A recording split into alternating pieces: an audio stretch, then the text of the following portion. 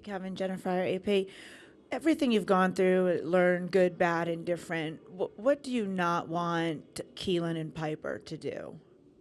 What do I not what? What do you not want? Everything you've learned, everything Mm. you've done and experienced. What do you not want Keelan and Piper to do?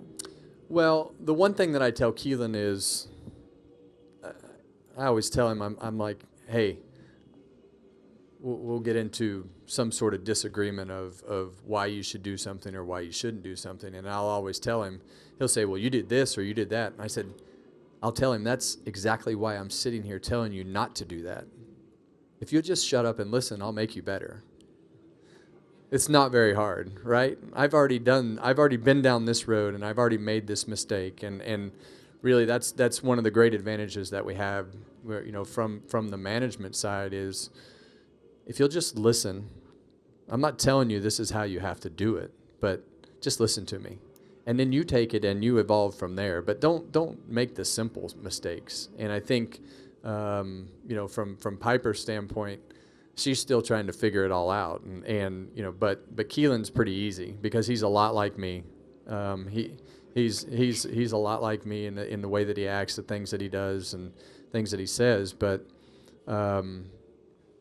he for me is very coachable because of the fact that I know his next move. Like, it's really simple.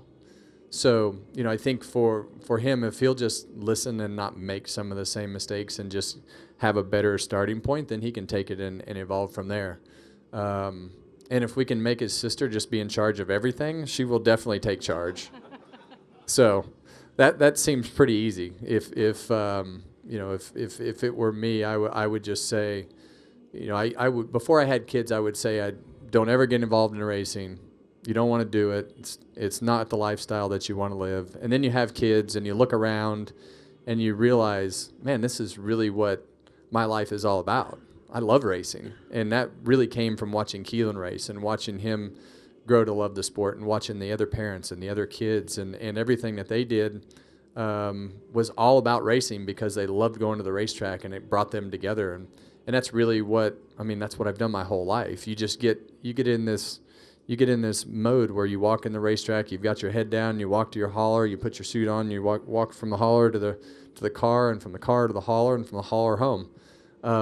And I can't wait to walk in the racetrack with my head up and just look around because I really have never done that. So it's I think for them is probably the best advice I can give them is to try to have fun because it's not always going to be fun. There's always going to be something that's hard, and in order to be good at this, it's not going to be fun most of the time. So I don't know that answers your question, but I think he likes to listen to anybody but me. Yeah. So, but he listens, and I think as he listens, but doesn't want you to think he's listening, which I'm the same way. So.